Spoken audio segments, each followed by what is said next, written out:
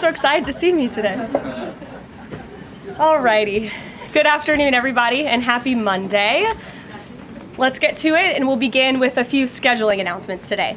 President Trump will be hosting the Canadian Prime Minister Mark Carney tomorrow for a working meeting here at the White House. On Thursday, the president will host his 8th cabinet meeting alongside his incredible team. Also on Thursday afternoon, President Trump will host the president of Finland, Alexander Stubb, for a working meeting here at the White House. The president also wanted me to relay his congratulations to Japan for electing their next prime minister, a highly respected person who also happens to be the first female to hold the position for our great ally. While President Trump continues to negotiate peace deals, meets with world leaders, and celebrates the 250th birthday of our United States Navy, as you saw he and the First Lady do just yesterday, Democrats, unfortunately, are continuing to play political games. And we are now in day 6 of the Democrat federal government shutdown.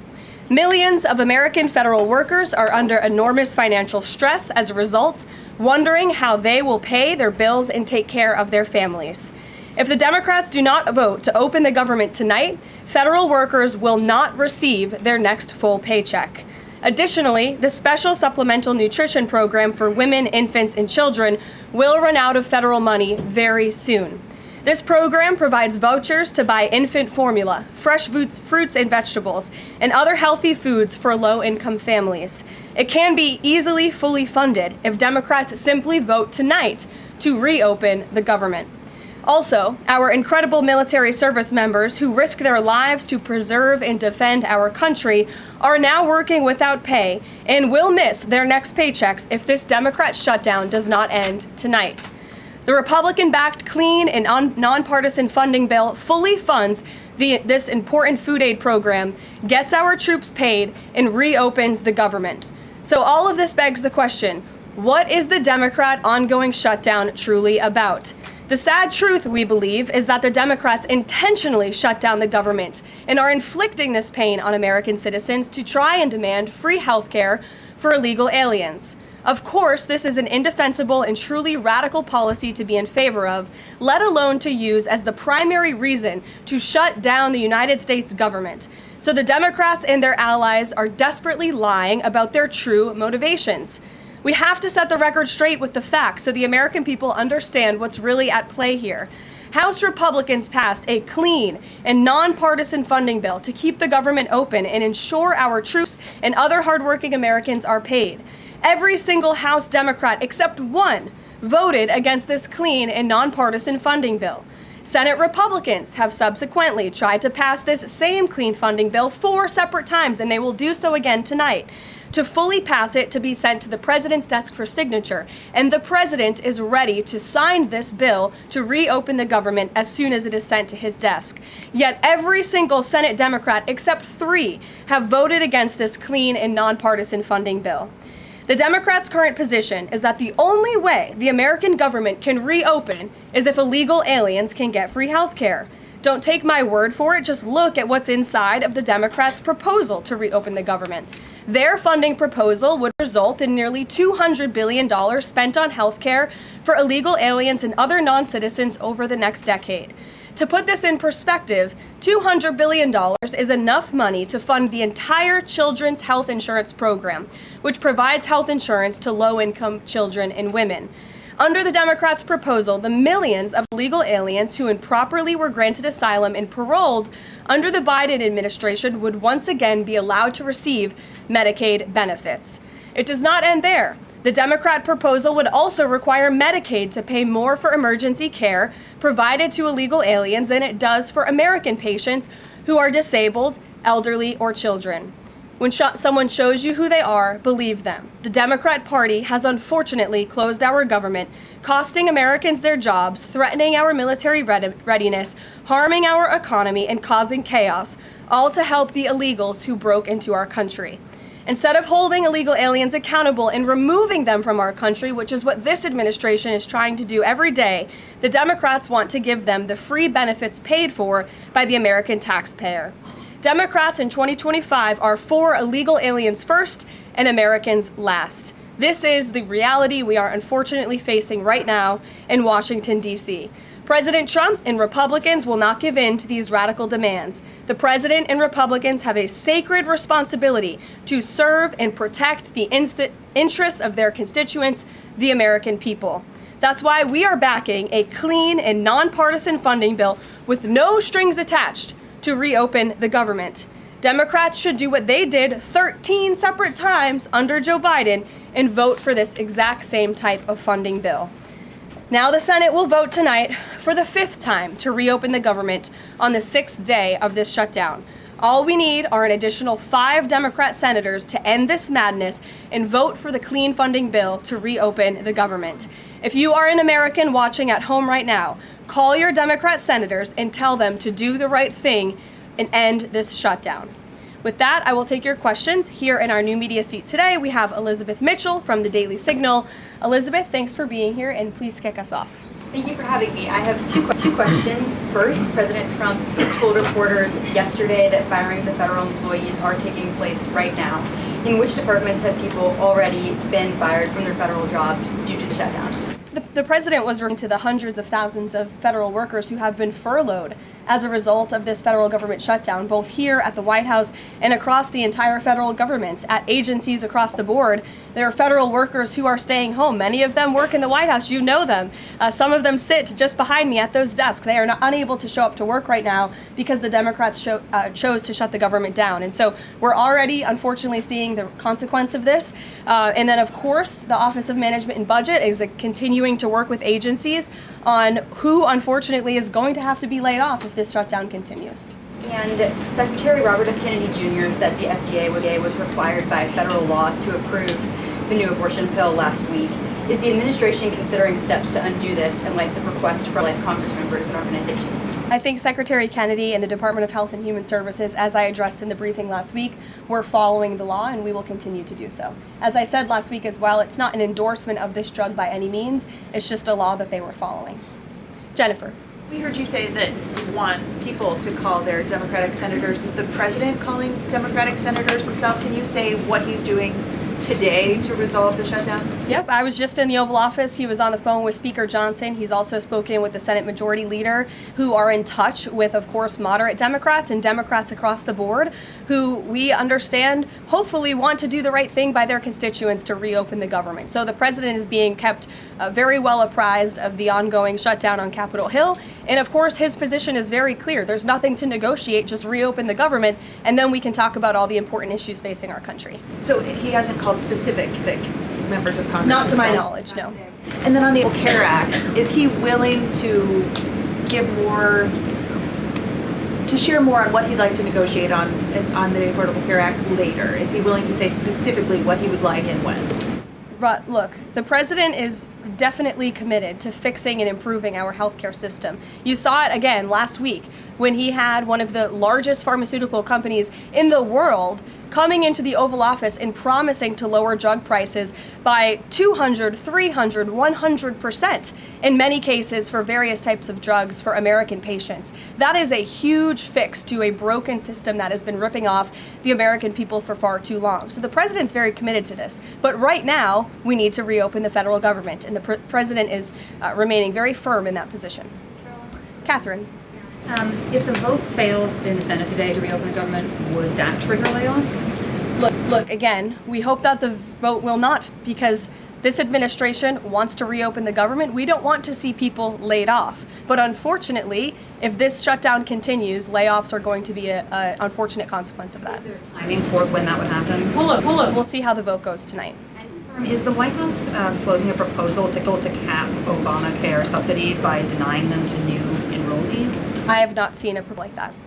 Emily.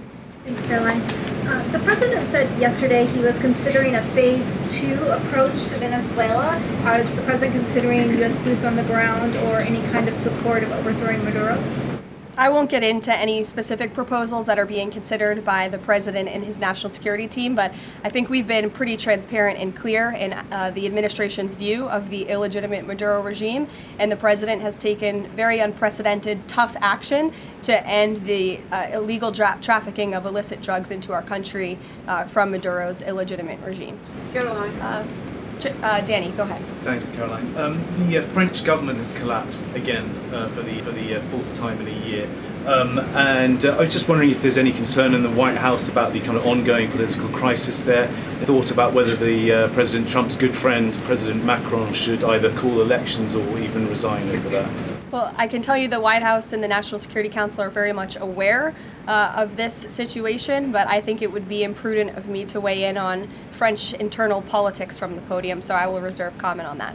Behind you, yes. What is President Trump's expectations for talks today and I guess this week in Egypt? And is there a new timeline that the president is giving all sides to reach an agreement? Yes, there are technical talks happening right now in Egypt amongst Special Envoy Witkoff and Mr. Kushner, as well as the respective parties from all sides. What we saw take place on Friday, and I have not commented on that from the podium yet, is truly remarkable. You've seen all sides of this conflict agree that this war needs to end and agree to the 20-point framework that President Trump proposed. It's an incredible achievement, and the administration is working very hard to move the ball forward as quickly as we can. The president wants to see a ceasefire. He wants to see the hostages released, and the technical teams are discussing that as we speak to ensure that the environment is perfect to release those hostages. They're going over the lists of both the Israeli hostages and also the political prisoners who will be released, and those talks are underway, and the president is very much on the ball and is being apprised of this situation. President a Sunday evening deadline. Obviously, the negotiations have extended that, I imagine. What is that new deadline? Does the president have a time frame in mind to see this phase implemented? Well, the Sunday evening deadline was to hear back from Hamas on the proposal one way or another. And of course, on Friday, Hamas put out a very clear statement in the president's view that they accept the president's framework, and that's why those technical talks are now underway. But again, we want to move very quickly on this, and the president wants to see the hostages released as soon as possible. Steve. How long do you expect those technical talks to last, Caroline? I don't want to draw a red line up here, Steve. Of course, it's very important, as I just mentioned, that we get this done quickly. That's how the president's team feels, so we can get some momentum, get the hostages out, and then move to the next part of this, which is really ensuring that we can create a lasting and durable peace in Gaza and ensure that Gaza is a place that no longer threatens the security of Israel or the United States. What do you expect to be on the agenda for the president's meeting with the Prime Minister of Canada tomorrow? I'm sure trade will be a topic of discussion tomorrow, and all of the other issues that are facing both Canada and the United States. I know the president looks forward to having that discussion with Carney in the Oval Office. Caitlin. Thanks, Caroline. I have two questions. On the layoff of federal workers, potentially, the president said yesterday that Democrats will be to blame if federal workers lose their jobs. Historically, though, in past shutdowns, workers have been furloughed, but they have not been laid off en masse. So wouldn't that be the president's call to lay people off? As I've said repeatedly, this conversation about layoffs would not be happening right now if the Democrats did not vote to shut the government down. And as I also said last briefing as well, we are $37 trillion in debt, and the government is not receiving any cash. So someone has to look at the balance sheet and be good stewards of the American taxpayer dollar. And layoffs are an unfortunate consequence of that. Term, for example. Well, as I'm telling you now, this administration is focusing on checking the balance sheet and ensuring we're doing the right thing by the American taxpayer. And again, these conversations about layoffs would not be happening in the White House today if not for the Democrat shutdown. And they have a choice to change that. They have another opportunity tonight to do the right thing to reopen the government. Joey. Judge over the weekend. Sorry, my second question. A federal judge over the weekend that the president had appointed to the bench in his first term in office basically argued that he could not deploy other states' National Guards to Portland. Basically said that it was untethered, his argument, to what is actually happening on the ground. Which local officials in Portland have said that the National Guard is needed there? With all due respect to that judge, I think her opinion is untethered in reality and in the law. The president is using his authority as Commander-in-Chief, U.S. Code 12406, which clearly states that the president has the right to call up the National Guard in cases where he deems it's appropriate. And if you look at what has happened in Portland, Oregon, for more than 100 nights, I was talking to our law enforcement team about it this morning, for more than 100 days, night after night after night, the ICE facility has been really under siege by these anarchists outside. They have been disrespecting law enforcement. They've been inciting violence. We saw, again, a guillotine rolled out in front of this federal building. And so the president wants to ensure that our federal buildings and our assets are protected. And that's exactly what he's trying to do. And ultimately, in the case in Los Angeles, that judge ruled in the Ninth Circuit, that panel of judges ruled that those troops could remain and that the president was well within his authority to do so. So we are appealing that decision. As you know, we expect a hearing on it pretty quickly. And we're very confident in the president's legal authority to do this. And we're very confident we will win on the merits of the law. But no local officials that you can point to that have said we need the National Guard? Because I spoke to the police chief of Portland last week. He said that the president's claims just don't match up with what's happening on the ground. I would encourage you as a reporter to go on the ground and to take a look at it for yourself, because there's been many members of the press, not press in this room, but independent journalists, some of whom we'll be inviting to the White House very soon to share their stories, because they have been in the middle of these riots and they have witnessed the anarchy that is taking place night after night. It's on video. You should play it on your show. You have a great opportunity in prime time on CNN to show your audience. Yeah, but you're probably talking to partisan Democrat officials who are opposed to everything this president does. You should also ask the people who live in Portland. We've actually heard from many members of the community who have said that this is complete civil disobedience. It's a mess. It's been loud. It's been troubling for neighbors in the community who are just trying to live peacefully. And these people are not there to peacefully protest. They are there to cause mayhem and havoc. Yeah, Karoline. Stephen, go ahead. Thank you, Karoline. Two questions. First, do you have a reaction to reports that thousands of Cuban troops are deployed alongside Russia fighting in Ukraine? And on a very different matter, the president last week floated in an interview with our colleague Daniel from One America a rebate for tariffs of up to $2,000 per person. Is that plan contingent on the Supreme Court's upcoming ruling on the legality of the tariffs? And is the White House preparing for legislation to make that happen? Sure. On the first point, I have not seen that report, Stephen, but I'll check in with our national security team after this and we'll get you an update. To your second point about the tariff rebates, I think it's an idea that the president has discussed and floated with his team of advisors, but no decision has been firmly made at this point in time. Why don't we go to the back? Owen. Good afternoon. Good afternoon. A few days ago, President Trump demanded Jay Jones of Virginia get out of the race for condoning political violence in a text message against a Republican politician a few years ago. He hasn't left the race. He hasn't dropped out. What's the president's reaction? Well, as you know, I'm not at liberty to discuss political races from the podium. I think the president himself made his position very clear, and I think anyone could agree the messages that were sent by this Democrat nominee for Attorney General in Virginia are really shocking, alarming, and completely unacceptable. He was threatening to kill his opponent and his opponent's children, and that type of rhetoric has zero place in our country, and the president was absolutely right to condemn that. One more, please. Sure, go ahead. Thank you. The Democrats have questioned and scrutinized the president's comments about using potentially the military, American cities, as training grounds for the military. And when you look at Portland, Chicago, local and state officials say that their local law enforcement is able to handle the situations, these protests on the ground. The president says that Portland is burning, using that as justification for the National Guard in Portland. But when you look here in Washington, D.C., the president just last week said it is now a completely safe city, and there are still National Guard members on the streets that are not involved in ICE activities. Can you provide the justification for the White House here in Washington, D.C., why the National Guard members continue to be out on the streets? Because Washington, D.C. has invited the National Guard here. Why? Because the mayor is doing the right thing, unlike mayors in other cities like Portland, as Caitlin and others have pointed out, who refuse to see that there are positive results from when local law enforcement works with federal law enforcement to do the right thing on behalf of their citizens. And Washington, D.C. is no doubt a safer city right now, today, than it was a few months ago when President Trump started this initiative to make D.C. safe again. And the National Guard is still here because the president and the mayor agree that it's a good thing for the city. Just like you're seeing in Memphis, for instance. We'll have National Guard deployed to Memphis. this. We have federal agents who are on the ground working with state and local law enforcement. The state police in Tennessee are part of this effort. The local metropolitan police in Memphis are part of this effort.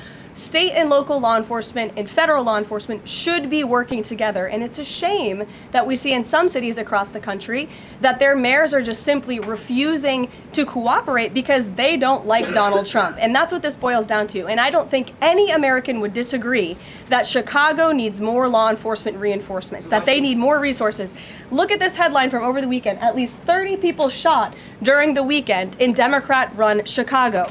5 of them were killed in one weekend. This is completely unacceptable, and the president wants to make American cities safer, and he's willing to work with anyone to do it. If the courts allow you to ultimately send in the National Guard into Chicago and Portland, do Democrats not have reason to be concerned that there are long-term plans by this administration to keep U.S. military or the National Guard in American cities, like what we're seeing here in Washington? Why should they be concerned about the federal government offering help to make their cities a safer place?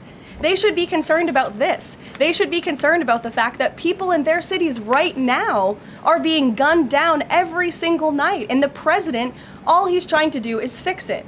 And there has been a complete smear campaign by the Democrats and the media, quite frankly. I was reading Political Playbook this morning, one of the most inside the Beltway newsletters you can find. And you guys are framing this like the president wants to take over the American cities with the military. The president wants to help these local leaders who have been completely ineffective in securing their own cities. And we have already seen there's a positive formula for that. Look at Washington, D.C. The murder rate has declined significantly. Our streets are safer. People who live here feel safer. All of you in this room, I know you do, you just won't admit it. And it's a proven system that works, and the president wants to make America's cities safe again. And I don't think there's anything wrong with that. Michael. Thank you, Karoline. 2 questions, if I may. Because the mayor wants them. Michael. These talks in Egypt, if Hamas does agree to relinquish power and give it up, cede power to this transitional technocratic government, if that does happen, would the Trump administration then recognize a Palestinian state? Look, I don't want to get ahead of the technical talks right now, Michael. They're extremely sensitive. They're taking place, again, as we speak, and there's a lot of, there's many things to discuss, of course. This is hopefully we expect and we hope going to be one of the greatest peace deals this world has ever seen. And the Trump administration is working diligently and working very hard to get there. And as I said, Friday, all terms agreed. We have the Arab countries who are working with us. Of course, Israel has been incredible in cooperating with the president's plan and agreeing to it. And we're very hopeful, and we expect that to continue. Caroline, you tweeted about this over the weekend. Thank you. I was going to you in the blue shirt and tie. Thank you, Caroline. You're welcome. With the Daily Mail. Today, the Supreme Court declined to hear Ghislaine Maxwell's appeal. Will Trump rule out granting her clemency? Is that something the White House is considering? It's not something I've heard discussed. And we don't comment on clemency requests that may or may not have been made, but I'm certainly not tracking that one at this point in time. Caroline. Jordan, go ahead. Thank you, Caroline. So we're talking about these radical groups in Portland and Chicago. I know the president has spoken about potentially going after George Soros with RICO charges and for funding all of this violence. Has there been any update on that? And also, is the administration looking into the other nonprofits, maybe taking away their 501c3 status for funding this violence? And then I have one more question. Sure. The financial backing of these groups, particularly Antifa, is certainly something the administration is looking into aggressively. And the federal government has never really been mobilized or tasked with doing that. So we're kind of kickstarting that into gear. The FBI is working on it alongside the White House's Homeland Security Task Force. We have our intelligence community looking into this as well. And even the Secretary of Treasury is involved with these matters since they are financial in nature.